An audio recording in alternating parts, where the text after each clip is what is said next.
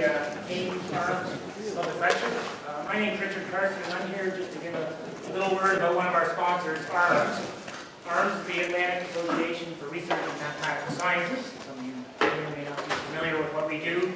We're one of 4 national institutes, CRM in Quebec, Fields Institute in Ontario, and CAIMS out west. And the 4 institutes, what they do is they work to support or promote mathematical research across the country. And we do that in a variety of ways. We support collaborative research groups, get people getting together and doing research. We support postdoctoral research through fellowships. We give funding to conferences and workshops like this. We support summer schools for graduate students, and I will say that the summer school right now is happening in Atlantic, Canada, in Prince Edward Island. It's on math finance this year, and next year our summer school is on data science. So if you graduate students out there in data science want to attend a very interesting summer school, that will be next year in July in Prince Edward Island. And we also do quite a lot of outreach, and outreach is what we do to try to convince people that mathematical research is important and useful, or what we see nicely here about this wonderful unreasonable effectiveness of mathematics. And it's a great way to say it because I think people are often surprised how useful mathematics can be in problems, and that's kind of odd for us and a lot of us who study mathematics. We know it's useful. But we do our outreach in a variety of ways. That can be lots of activities with school children at different ages, trying to convince them of the joy of mathematics and why you want to get into a mathematical career, to connecting researchers to industrial, to companies and trying to get industrial collaboration. And one of our favorite ways of doing outreach is an event like this, where we get an excellent presentation to a wider audience.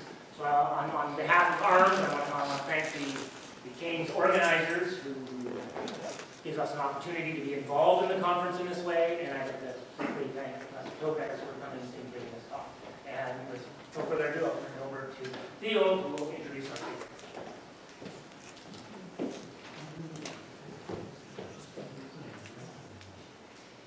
It's my great pleasure to introduce Chad Topaz. I've known him since 2009.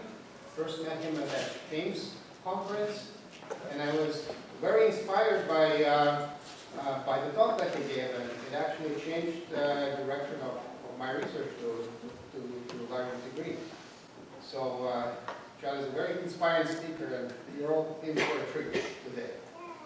So Chad got his PhD at a bachelor's degree at Harvard, followed by a PhD at Northwestern.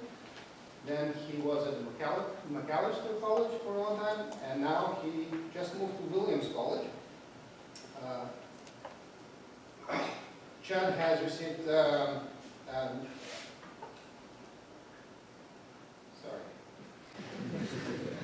Chad has received many honors, including a Copley Frontiers Fellowship from the National Academy of Sciences, a Board of Trustees Award from Macalester College, and the 2013 Outstanding Paper Award of the Society for Industrial and Applied Mathematics, in fact, for the topic that you'll be talking about today. Okay, got it. Okay, thanks.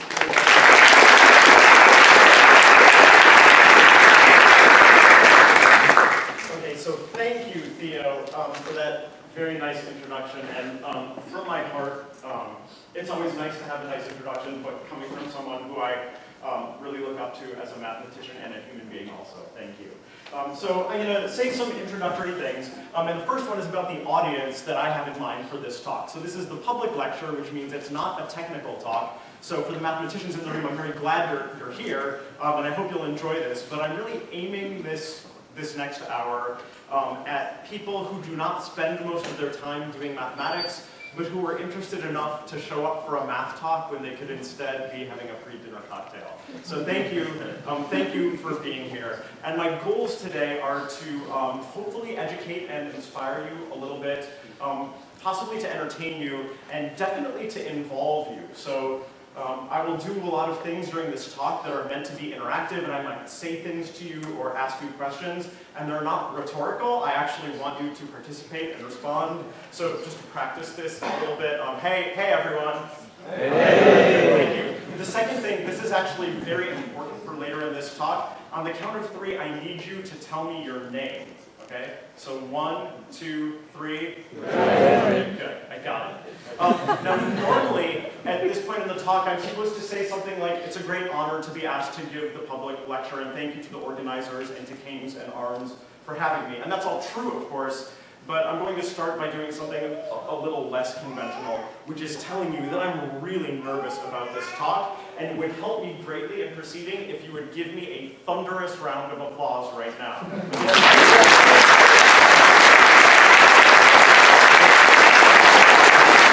That was fine, but I should admit to you that I'm a little bit obsessive compulsive and I like things organized. So could you please do that again? But this time, please do it in a more organized manner.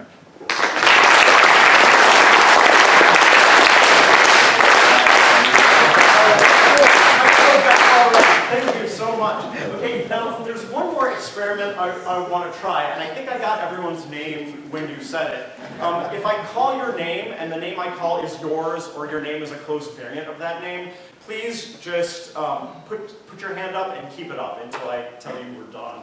So can I see the Michaels? If you're a Michael, put your hand up. Okay, and then the Davids, keep your hands up, please. Any Andrews, keep your hands up. Let's do some Georges, maybe some Gregory's. Okay, so if your hand is up, what I'm going to ask you to do is to come up here and huddle with me for 30 seconds. I'm going to tell you a secret. For everyone else, talk amongst yourselves for a minute. Seriously. Dr. Greg.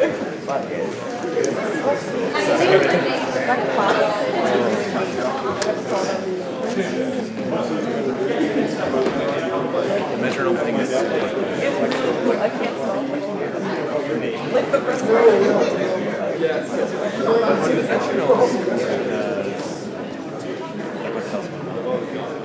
But I feel like yes.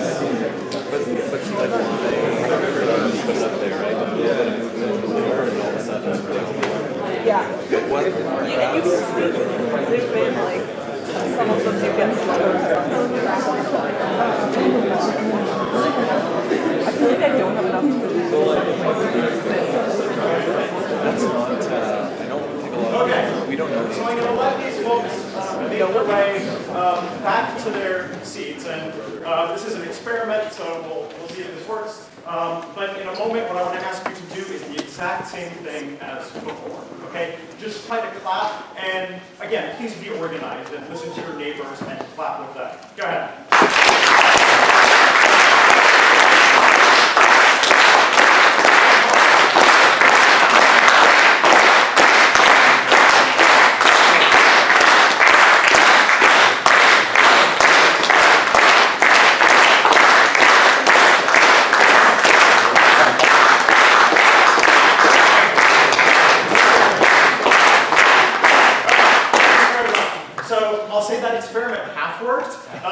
And the idea was to see if injecting a secret mission into the crowd, telling some people to clap at a different tempo, could change the tempo at which you yourselves were clapping. So regardless, I think this exercise demonstrates a number, or raises a number of mathematical questions, right? We could use mathematics to talk about what is the inherent speed at which people clap. How long does it take people to synchronize? How many people might it take to change, right? If I give them the secret mission to change the tempo of the group. And maybe in addition to the Michaels, Davids, Andrews, Georges, and Gregory's, I should have included the Johns and the Justins as well. I'll do that next time. Okay, but this, what we've done right now is an example of collective behavior. And by collective behavior, I simply mean when something organized happens, or a pattern forms, or structure emerges in a system based on interactions between things in that system. And what I'll do in the first part of this talk is take you on a bit of a meandering journey through different collective behaviors. And after that journey, we'll proceed to talking about mathematical modeling and to talking about biological swarms. So here we go. I should move a little closer. Okay, so this human clapping that we just did, this could be considered an example of an oscillator, something that repeats its behavior over and over. Let me ask you, what are these things on the left? Anyone? Metronomes. Okay, so who's a musician? Show me your hands. Okay, good. So if you're a musician, you use these to help keep time when playing music. These are the old school versions of metronomes. And what will happen in this video, the video is about a minute long, and we'll let the whole thing play out.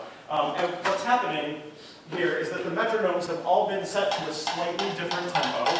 And they're sitting on a wooden board, and what's happening is you'll see in a moment the board lifted and put on top of two rollers. Now while we're waiting for that to happen, if you get bored, you can watch this picture. Anyone know what this is on the right-hand side? These are neurons. So neurons are also examples of oscillators, and you see patterns of neurons that fire synchronously from time to time. Now we can check out what's happening over here. Okay, so I should admit they're not fully in sync yet. They'll desynchronize 1 or 2 times.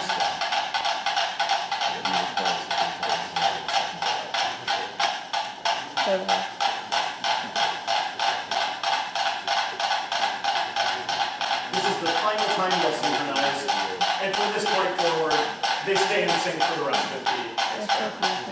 Okay, so this is one example of just the emergence of organization in nature. Another favorite example of mine are fluid structures. So the example I'll show you is known as Faraday waves. So Faraday waves are waves that are excited on the surface of a fluid when the fluid is shaken periodically up and down. Now originally, people did this experiment back in the 19th century by placing a material on a metal plate and drawing a violin bow down the side to create a vibration on the plate that would excite the material.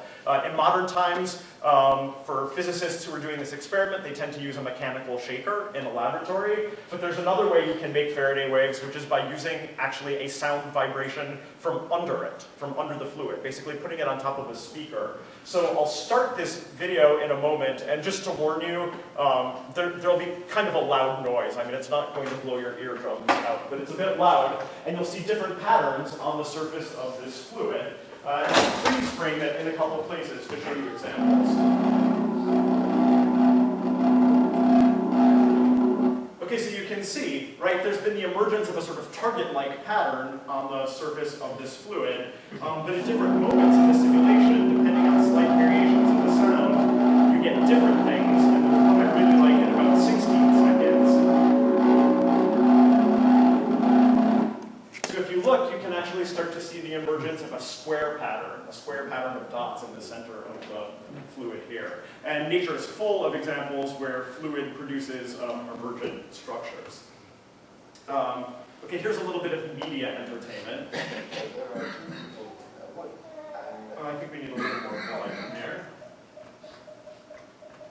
Let's try that. There are 2 people in a wood, and they run into a bear. But the first person gets down on his knees to pray. The second person starts lacing up his boots. The first person asks the second person, "My dear friend, what are you doing? You can't outrun a bear." The second person responds, "I don't have to. I only have to outrun you." Okay, so for anyone who's seen this, or anyone who has a guess, who is that? Alan Turing, you say? Okay, actually it's kind of a trick question, because technically it's Benedict Cumberbatch. I told you. But he's playing Alan Turing, and if you're not familiar with Alan Turing, you see him portrayed there in The Imitation Game, which is an excellent movie that tells the story of Turing's work breaking the Enigma code during World War II. If you haven't seen it, I highly recommend it. And I think Turing is probably best known for his work in theoretical computer science, but he also made seminal contributions, really important contributions to applied mathematics. And one of those contributions was the theory of patterns arising from reaction and diffusion in chemicals. So he wrote this paper in 1952 called The Chemical Basis of Morphogenesis. And this was really the first time there was a theory that said if you have chemicals that react and diffuse, then under the right conditions, patterns can spontaneously emerge. And by patterns, I mean things like the spots or the stripes that you see here, which are very reminiscent of patterns seen in nature. And so it's thought that this Turing pattern formation mechanism is responsible for quite a number of structures that you see in the natural world. All right. Oh, okay, another example, this is a sort of different flavor of collective behavior. This is the spread of memes or fads in culture. So I'm from the US, and what I have here is some maps of the most popular name for girls and boys in each state in the US, starting in 1960, and you'll see the spreading of various trends in these names. On the left, you'll see what I like to call the invasion of the Jennifers. Also, on the right, please take note that right now the most popular name is David, but in a moment it will be Michael. Okay, so we can see, first the Lisa's gone. Here the Michaels have taken hold, and now Jennifer. Jennifer is really persistent. Okay, so this keeps going, and this is, I mean, I watched these many times. You can find these on the internet if you are equally fascinated as I am. But I was a little curious, and I wanted to check this work. So I did some data science, and in this case what I did is I wrote computer code to go onto the internet and scrape off the names of all of the speakers at this conference and see who's named who at this conference. And so what I found is that indeed amongst the speakers, the Michaels are the most popular, the Davids are the second most popular, and so on from there. Okay, now one interesting thing to note about these names is that all of the highest frequency names are all men's names. And this brings me to the topic of gender in math. And I will come around to what this has to do with collective behavior in a moment. But before that, I'm going to give you what I like to call an incomplete history of women mathematicians treated horribly over 4 centuries. And so these are really important historical stories to know if you don't know them. So this is Sophie Germain. She's a very brilliant French mathematician. And from a young age, she liked to sit in her bedroom and stay up late trying to study mathematics and teach herself things. And her parents thought this was really unbefitting, and what they would actually do is put out her fire and take away her clothes so that she would be so freezing and uncomfortable that she could not focus on her mathematical studies. Fast forward a little bit in time, this is Sofia Kovalevskaya, a really amazing Russian mathematician. And at the time in Russia, women could not study in universities. And the only way she would be allowed to study was if she were to study in a foreign country. But in order to leave the country and do that, she needed to have the permission of a man that she was related to, essentially a father or a husband. And so she actually got married in order to get permission to be able to study abroad.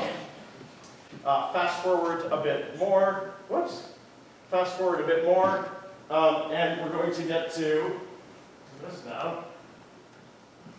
We're going to get to Emmy Noether. There we go. Emmy Noether, who actually taught for 7 years in a math institute without being paid for her work. And then finally, even in the 20th century in the US, this is Alice Schaefer, who was an undergraduate student at the University of Richmond in Virginia, at which time women were not allowed into the library as undergraduate students. And so to me, this issue of gender representation in science and in mathematics is really important.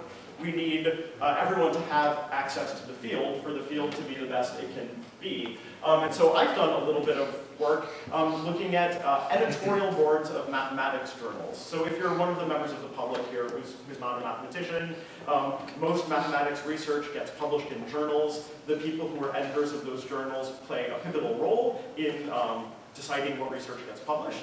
And so, as a data science project, some collaborators and I, again, scraped the names of about 13,000 mathematics journal editors from the internet, and we used computational tools to figure out the likely gender of those people, and each of those publishers is associated with a publishing house that publishes the journal. And what I'm showing you here is the gender breakdown of the largest publishing houses. And so, I mean, one thing to note is that I've ordered them by representation of women, and even at the best one, the representation of women is sadly not very high. But there's an interesting pattern that emerges, which is that except for the one that I've stricken out in red, all of these publishers are non-commercial publishers. They're either university presses or academic and professional societies. And so to me, this is an interesting example of the emergence of structure kind of in a sociological and organizational theory setting. And so with those examples in mind, I'm going to now focus in a little bit and talk really about the application of collective behavior that I have been most involved in, and this is collective motion. So when I say collective motion, I'm thinking of things like schools of fish, flocks of birds, swarms of insects, and so on. And the first thing to know is that when I'm talking about these groups, these are groups that do something together, right? And so from your vantage point, the school of fish is swimming all in a clockwise motion. And I hope you're saying to yourself, Chad, that's not a big deal, that's pretty obvious. Okay, so let me tell you something slightly more subtle. And the thing that's a bit more subtle about many of these groups is that there's no leader. Okay? So there's no fish in that fish school that says, everybody swim clockwise now. Right? There was no human in the group who decided the tempo at which you were going to clap. You decided together. There's no bird in this flock who decides what patterns will be made. And by the way, does anyone know what kind of birds these are? Starlings. These are starlings, yes, which make absolutely fantastic aggregations called murmurations. That's the word. And you can find many hours of footage of these on YouTube. So there's no leader in many of these groups, and the structure simply emerges spontaneously because of the interactions between group members. How do those interactions happen? Well, we refer to these as social interactions. So here, you're seeing a swarm of locusts. And by social interactions, I mean things like the tendency of one locust to move towards another locust. We call this attraction. There might also be some tendency of locusts to move apart from each other. We call this repulsion. There might be the tendency of a locust to try to go in the same direction as its neighbor by turning a bit. We refer to this as alignment. And these sorts of rules, the tendency to be attracted and repelled and so on, are activated when organisms sense each other. And in general, for fish or birds or insects, the sensing might be through sight, it might be through sound, it might be through touch, or who knows, smell. It could be some combination of those things. I think it's also worth pointing out that these rules, these behavioral attraction, repulsion, alignment type rules, we think arise for evolutionary reasons. So you don't have to be a biologist. Again, I want you to participate and take a guess. Why would evolution want a locust? If you're a locust, why would evolution favor you being attracted to other locusts? Yeah, please. There's safety in numbers? Yeah, safety in numbers. That's absolutely one reason. And then there's a second big reason. Mate. Yes, mate selection. You can't reproduce if you're not around members of your own species. Okay, and there are reasons for these other rules too. For instance, repulsion. It can be